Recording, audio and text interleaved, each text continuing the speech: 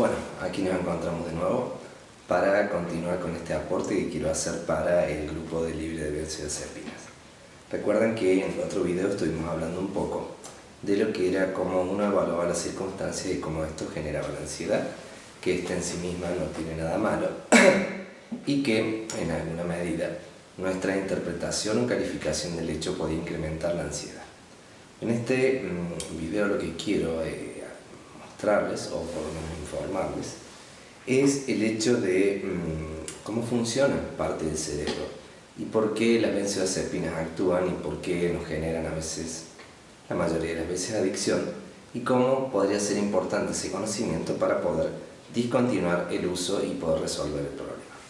En primer lugar, creo que la ciencia en general, la medicina también, se equivocan en muchas cosas, básicamente porque miran con microscopio, es decir, se ponen a ver receptores, se ponen a jugar con psicofármacos, que son todos iguales ellos, y los seres humanos no son todos iguales, donde se ponen a ver en un nivel molecular y no levantan la cámara y pueden ver el todo. Esto es que si yo tengo ansiedad, entonces tiene que ser el GABA. Hay un error, porque si algo no está bien en mi vida, en mi pensamiento o en la manera en que me tomo las cosas o la importancia que le doy a ciertas cosas, la ansiedad va a aparecer. Pero eso quiere decir que es como yo estoy evaluando la circunstancia. Si me dan un psicofármaco, entonces la teoría de la ansiedad es que mi problema es una disregulación química. O sea que mi pensamiento no tendría que ver y la química sí. Como verás, tanto la medicina como la psicología se han equivocado en un punto importante, que es dividir al ser humano, dividir lo psicológico de lo físico. Yo quiero aclararles algo: el ser humano es una unidad no solo física, sino mental, espiritual y astral. Es decir, que si yo tengo mal mi físico, mi mente no va a poder estar bien, mi espíritu tampoco. Si mi mente no está bien, mi cuerpo tampoco estará bien, mi espíritu tampoco. Y si mi espíritu, y así, cada uno se va interrelacionando. Entonces, ¿cómo a veces podemos darle, y la psiquiatría se lo da, creo que las personas también, tanto poder a un comprimido de miligramos, sobre todo en nuestra grandeza y nuestro poder para determinar la realidad? Ustedes recuerden que el sistema está perfectamente diseñado a nivel genético. Esto es que sí, recuerden que la genética humana es 98,8% chimpancé puro. Es decir, que tenemos el 1,2 solo diferente del mono. Pero supongamos que fuéramos un chimpancé que está comiendo debajo de un árbol. Aparece un león, automáticamente se activará un sistema de ansiedad y un mecanismo de control de amenazas, que hará que se segregue adrenalina, redireccionará la sangre y preparará al chimpancé para huir, en este caso del carnívoro. Recuerden que como somos chimpancés no somos carnívoros, somos ágiles, más que veloces. Entonces trepará al árbol, el león no lo podrá atrapar. El chimpancé ha dejado de comer. Cuando el león se vaya, ¿qué hace el chimpancé? Bueno, se fue, se baja y sigue comiendo. Por lo tanto, el sistema recupera su normalidad. El ser humano tiene, creo que, un vicio o defecto, que es que no hace como el chimpancé, ya se fue el león, sino que empieza: mira, si me agarra el león, mira qué hubiera pasado, cómo me pudo ocurrir y yo no me di cuenta. Y esto hace que active el sistema de amenaza o el sistema de alarma en un modo, como le diría, de stand-by potente. Por lo tanto, empieza a crear mayores circunstancias donde pueda haber la amenaza. Esto es, si la ansiedad genera síntomas, el propio temor a la ansiedad genera síntomas. Y luego la persona puede interpretar que esos síntomas son propios de la ansiedad. Como verán, si uno va a un psicólogo le va a decir que todo está en la cabeza. Si uno va a un médico le va a decir que todo está en el cuerpo. O habrán escuchado la teoría que pudieron llegar a darles, esto de que es genético, o que lo de ustedes es el estrés y los genes. Seamos honestos, nadie nació con pánico. Uno vivía bien, sin embargo en algún momento de mi vida esto empezó. Y los genes humanos hace miles de años que no cambian. Así que los genes no tienen nada que ver con esto, en absoluto. Sino que hay diversas condiciones y para ello me gustaría explicarles cómo trabajan los receptores cerebrales y luego ¿Qué relación tiene nuestro pensamiento con la química del cuerpo y del cerebro? ¿Sí? Ahora vamos a ir para el lado del pizarrón. Bueno, ahora lo que quería explicarles es un poco cómo funciona la parte del cerebro. Ustedes recuerden que dentro de nuestro cerebro hay aproximadamente 180.000 millones de neuronas, donde cada una puede procesar aproximadamente 100.000 reacciones por segundo, conexiones entre ellas 1.000 billones de billones. Es decir que es una máquina increíble que tenemos para pensar. No para sufrir, sino que para pensar, pero muchas veces no queremos pensar. La ciencia ha engañado mucho, de hecho ha dicho de que neurona que se muere no se regenera. Esto es absolutamente falso, sabemos que creamos neuronas hasta el último día de nuestra vida. Creo que esto tiene que ver también con a veces algunos cuadros tóxicos, donde la industria alimentaria y farmacológica inhibe nuestra capacidad de pensar, pero si les decimos que las neuronas se mueren, quizás se lo crean mejor y no tendríamos que explicar esa parte. Así que no tengan problemas, las neuronas se regeneran. Pero veamos cómo trabaja el cerebro. Ustedes saben que está compuesto por células que llamamos neuronas, donde tienen una parte que es el núcleo, el soma del cuerpo, tiene un axón y un botón terminal. Esto es que aquí se procesa un montón de información que creo que en el fondo se desconoce. Lo que pasa es que los neurocientíficos parece que saben mucho de esto, pero al fin de cuentas creo que el proceso intrínseco que está ahí adentro lo vamos a desconocer, pero algo sí sabemos, que, y esto la neurociencia lo explica de una manera que nadie lo puede entender, pero es muy simple. Cuando llega un impulso nervioso, que puede ser desde otra neurona, o desde algún proceso que desconocemos, quizás de la mente inmaterial, se pone en marcha algo en el núcleo y conduce un impulso nervioso eléctrico a lo largo de este axón y llega a este botón terminal, lo cual hace que ingrese una sustancia que es el calcio. Cuando ingresa el calcio, la membrana se despolariza, cambia la polaridad, aproxima vesículas, que son como bolsitas donde lleva el neurotransmisor, lo libera al neurotransmisor en este espacio. Del otro lado tenemos otra neurona que tiene sus receptores, donde el neurotransmisor actúa, cada uno específicamente con una forma especial. Por lo tanto, al actuar conduce el impulso hacia aquí y así en un montón de neuronas, donde cada sustancia neurotransmisora sirve a más de una función y todas tienen un complejo y delicado equilibrio dentro del cerebro. Luego, ¿qué es lo que ocurre? Esta sustancia que queda en el espacio sináptico, que es el neurotransmisor, una parte es degradada por una especie de Pac-Man, que es la MAO, que es una enzima que lo come, y otra parte es recapturada a través de un canal para ser reutilizado. Es decir, que cada vez que pienso, algo de esto ocurre dentro de mi cerebro. Ahora bien, el sistema es muy delicado y muy inteligente, por lo tanto, si yo libero mucho neurotransmisor, ¿qué va a hacer el sistema? Va a intentar poner más receptores para capturar ese transmisor. Ahora bien, ¿qué es lo que ocurre si ha creado más receptores y el sistema se agota? Van a tener mucho hambre y me va a hacer falta mayor cantidad de transmisor para lograr el efecto. Bien, pero vayamos a qué está relacionado a la ansiedad. A la ansiedad se ha relacionado la serotonina. La 5-hidroxitriptamina es una especie de neurohormona que se encuentra en muchas partes del cerebro y del cuerpo, que está vinculada sobre todo también a los estados de ánimo, a la depresión, no solo también a la ansiedad, sino también a diversos efectos de las drogas, es decir, casi con todo. Sí sabemos que de manera natural la luz solar genera serotonina.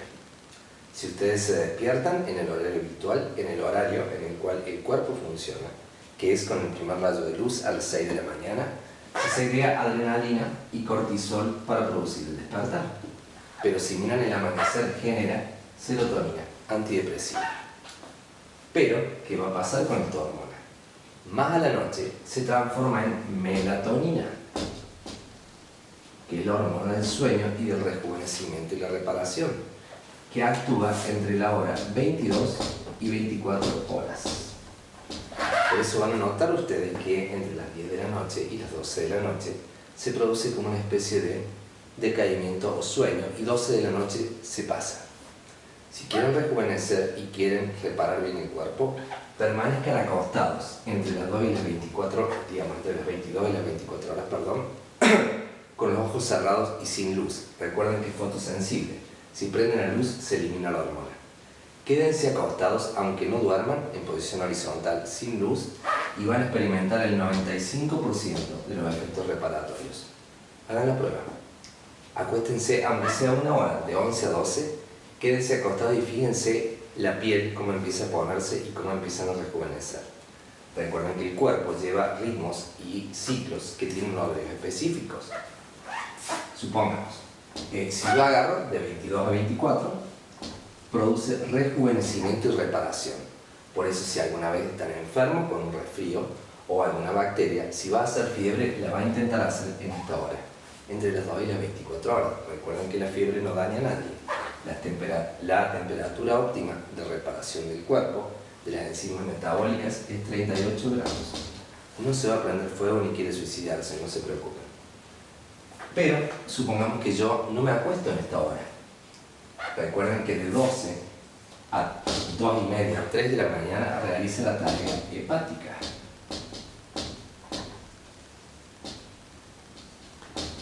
Quiere decir esto, que si yo me acuesto a las 12, no rejuveneció, no es que el cuerpo va a realizar en otro horario la tarea que correspondía. No, la suspendió. Recuerden que después de esto empieza depuración de tóxicos. Hasta las 6 de la mañana.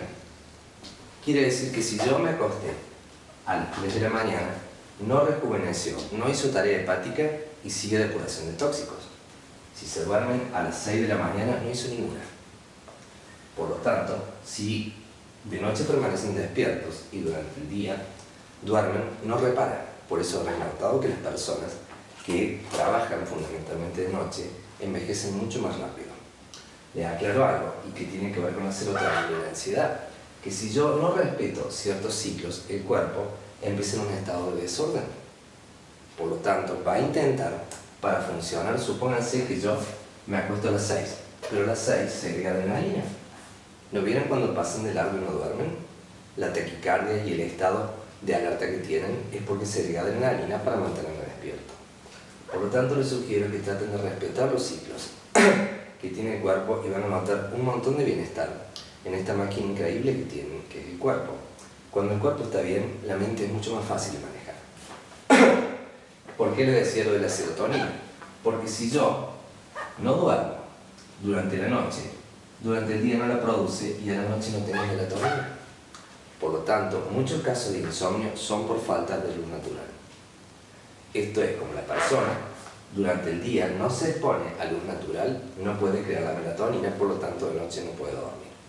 Bien, esto es como una especie de elementos que quiero darles que son importantes también para la salud. Bien, continuemos. Ahora vamos con el sistema de la ansiedad específica, donde trabajan las benzodiazepinas. Las benzodiazepinas trabajan con un neurotransmisor que se llama GABA. Y las siglas es el ácido gamma-aminobutírico. El GABA es un complejo receptor. Hagan de cuenta que es una especie de canal o tubo que lleva en el centro un canal de cloro. El cloro lo que hace es, hablando mal y pronto, pone esta membrana más insensible a que transmita una neurona con otra. Por lo tanto, produce inhibición. Es el principal sistema de inhibición del cerebro. Quiere decir que cuando actúa, las neuronas trabajan más despacio, por lo tanto, produce una especie de ansiólisis, si se quiere, o efecto ansiolítico. ¿Y cómo trabaja esto? Y porque es un complejo receptor. Porque lleva sitios específicos para reconocer sustancias que existen en la naturaleza, si no el cerebro no lo tendría. Lleva un sitio para reconocer las benzodiazepinas. Lleva un sitio para reconocer los barbitúricos. Y lleva un sitio específico para reconocer el alcohol. Por eso habrán leído, y me parece que sería muy correcto que lean los prospectos de los medicamentos que toman y no hagan caso a ningún médico que les diga que no lean los prospectos. Plantéense qué interés tendría el laboratorio de poner algo ahí que no sea cierto. La verdad que ninguno, porque si les ocurre algo, les van a decir, en el prospecto estaba y usted lo tomó. Es vuestra responsabilidad, no la del laboratorio. Y les aclaro algo, lo que no sepan qué es, no lo metan en la boca. Una regla bastante simple. Por eso, en la alcohol habrán visto que sale en el prospecto, y de esto iba, que potencia, sinergiza o interacciona con el efecto de las benzodiazepinas. A lo que voy es que si yo estoy acostumbrado al consumo de alcohol, me van a hacer falta más benzodiazepinas para lograr el mismo efecto, porque trabajan en el mismo lugar. Se llama tolerancia o tolerancia cruzada. Esto es, si una sustancia tiene un efecto depresor, cuando me den otra que inhiba también, voy a requerir de mayor cantidad para el mismo efecto. ¿Cómo trabaja esto? Las pastillas que están tomando y que han generado, y ya claro algo, no es tan prodigio lo que les pasa, son las drogas número 1 abusadas en todo el planeta, las benzodiazepinas, no las ilegales.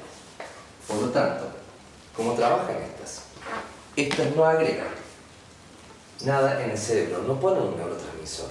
Lo que hacen estas sustancias es aumentar la frecuencia de apertura de este canal de cloro.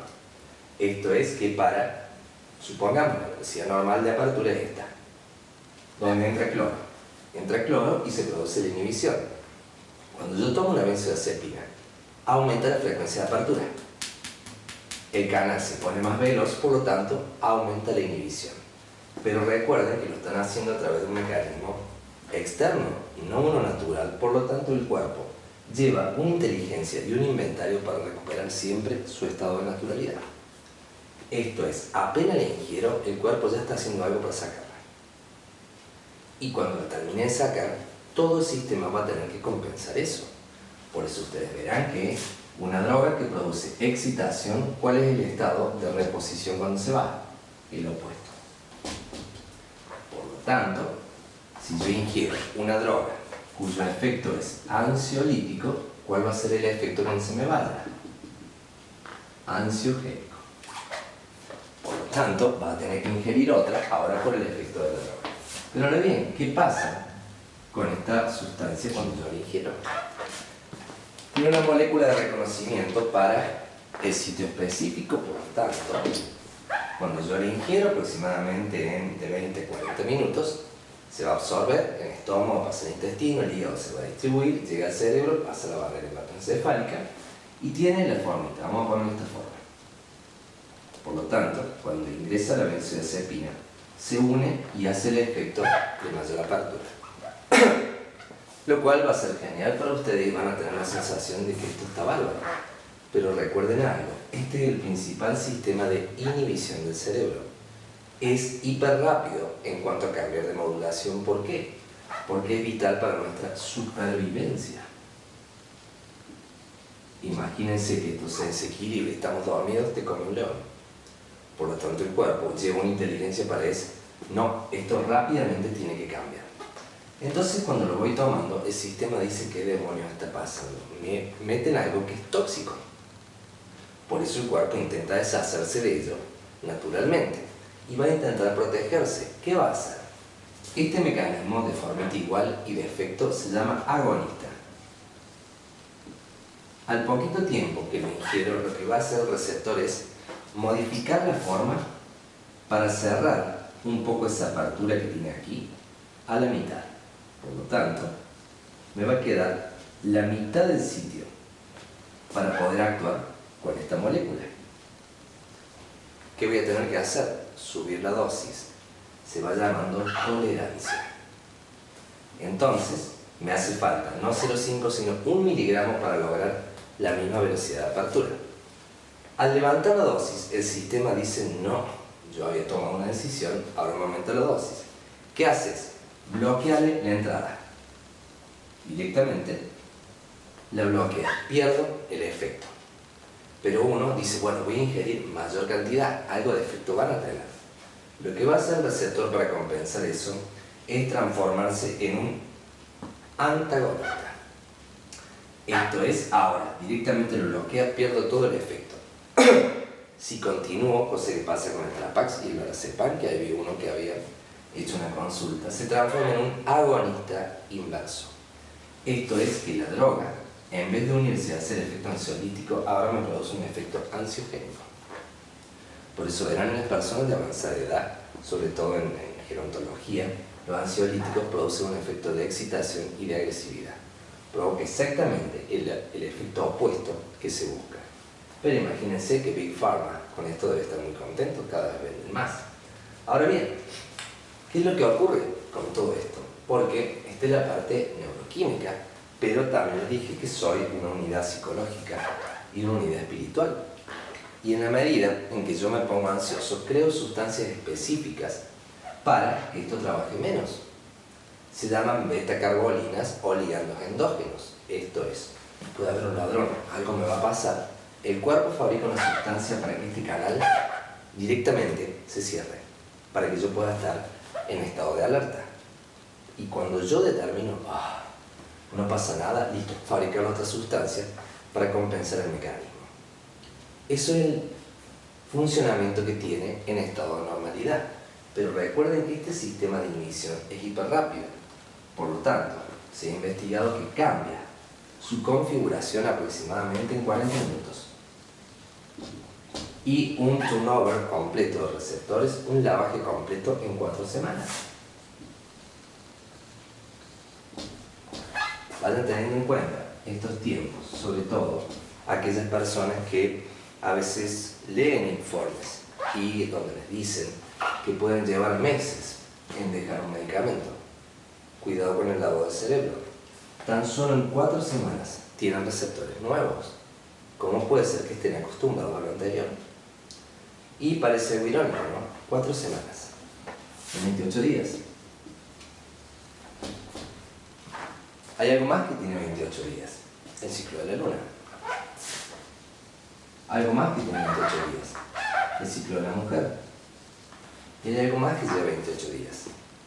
El ciclo de la red neuronal del cerebro. Entonces, en vez de decir la verdad, nuestro cuerpo está regulado por ritmos de sol y de luna. Se llaman ritmos circadianos. Lo que pasa es que para la medicina esto es un cuento de viejas. Están muy poco informados. De hecho, la luna afecta a todos los procesos humanos. Esto, que estoy grabando esta noche para ustedes, estamos en luna llena. La luna, en su ciclo, no solo afecta a las nalgas, sino el cuerpo también. Empecemos, luna nueva. Cuando no se ve la luna. Cuando no se ve la luna es nueva, por lo tanto, produce un nuevo inicio. Cada célula del cerebro pasa por el hipotálamo para ver si ustedes van a grabar algo distinto. Si van a hacer un cambio. Por eso, para cambiar algo en vuestras vidas, el día de luna nueva es clave. Si lo hacen, en ese día, la mitad del camino ya está recorrida. Si quieren hacerse un implante dental, se hacen luna nueva. Nuevo comienzo. Tienen una uña que no esté en buena condición, córtenle la puntita ese día. En 15 días verán la mitad de una uña completamente nueva. Y cortan de nuevo, y al fin del ciclo será una uña completamente nueva. El cuerpo está en máximas condiciones de recuperación. Hay mucha coagulación y se puede depurar rápidamente. Por ejemplo, si uno quiere dejar algún tipo de medicamento o algún tipo de adicción, este es el día en que hay que iniciarlo. Si lo intentan en cualquier otro día, van a fracasar. Por lo tanto, dándole una mano en ese día, créanme, va a ser la mitad difícil de lo que ustedes creen. 7 días posteriores verán la luna, que llega hasta la mitad, que se denomina cuarto creciente. Básicamente mira la media lunita hacia la derecha o hacia arriba. Cuarto creciente. Aquí crece el poder de la naturaleza sobre nosotros. Por lo tanto, se produce el mayor efecto de lo que yo ingiera sobre el cuerpo, ya sea de los alimentos o de las hierbas que pueda aplicarme o medicamentos. Acá se tiene que producir, y esto es para todas las chicas, la fertilidad de la mujer. Todas las mujeres tienen que producir la ovulación dentro de esos 7 días. Y uno dice, bueno, pero tenemos ciclos diferentes, entonces hay algo malo. Porque aquí es donde se produce la ovulación, y ya les voy a explicar por qué cuando las hormonas están en buen estado y uno ha seguido ciertos hábitos higiénicos y ritmos hormonales. Luego del cuarto creciente viene la que a todas las chicas les gusta, la luna llena. Como estamos hoy, el disco blanco, grande. La luna llena es la peor condición para el ser humano. De hecho, hay retención de líquidos, no hay coagulación, hay inflamación, se producen los nacimientos. La mayoría de los crímenes violentos y accidentes ocurren durante la luna llena.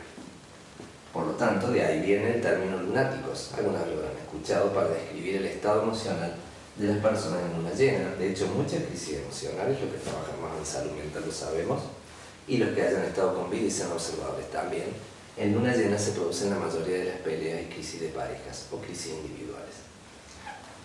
Aquí no hay que someterse a operaciones quirúrgicas ni a nada. De hecho, de noche les sugeriría ayunar, no comer, para evitar problemas. No hay coagulación. Si se cortan, van a ver que no para el sangrado. Aquí van a doler las muelas y es la peor condición para dejar una pastilla. No lo intenten acá porque no se logra. 7 días posteriores a esto viene cuarto menguante. La media lunita, enfocando ahora hacia la izquierda o hacia abajo. Aquí el cuerpo entra en su máximo desempeño. De hecho, con la mitad de esfuerzo pueden lograr lo que lograron en la luna llena, solo con la mitad. Lo que aquí hay máxima coagulación, el cuerpo se encuentra en óptimas condiciones para extracciones dentales o lo que sea. Si tienen que ir al dentista lo van a hacer en esta fecha.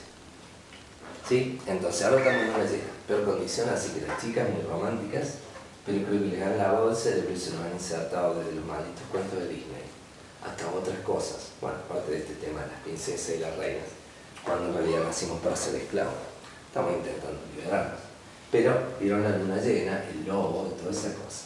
Así que, ¿saben qué dijo Hipócrates, el padre de la medicina? Tonto el médico que no considere los astros para curar. Bueno, creo que los profesionales a veces deberían investigar un poco más. ¿Sí? Entonces, cuando quieran dejarla o disminuir dosis, luna nueva. Ahí reiniciamos. Ahora no, llévenla como puedan. Si uno intenta dejarlo en cualquiera de estas otras lunas, va a fracasar. Se lo garantizo. Bien, entonces, vamos a ver, y esta es la parte química, es decir, que si yo estimulo el receptor durante cierto tiempo, el receptor va a intentar cambiar la configuración y me va a hacer falta mayor cantidad de dosis para experimentar el mismo efecto. Bien, hasta aquí. Hay ciertos ritmos del cuerpo que debo seguir por las tareas que tiene que realizar, más también mi conexión con la parte astral, ritmo circadiano. Si no hay nada de cuento de vieja ni de, como les diría, de las abuelas. Esto es ciencia. Lo que pasa es que los médicos han sido desinformados de esto y ustedes también, bajo la excusa de viejas. Por eso ustedes fíjense que cuando tienen un proceso físico, dura un ciclo lunar. Ustedes le agarran tos en creciente, en llena termina. Si fue en llena, termina en menguante. Por eso lleva 7 días. Y si tienen algún tipo de granito o inflamación, sigue el ritmo de la luna. Supongamos un granito. Luna nueva, está planito. Cuarto creciente, empieza a inflamarse. Luna llena, menguante. Fíjense ahora, los granitos que tengan, pues solo van a sentir inflamados. Bien, ahora les voy a explicar cómo funciona de esta parte, no solo astral, sino la parte química, cómo funciona lo psicológico conectado a esto. ¿Sí? Y mismo lo hacemos.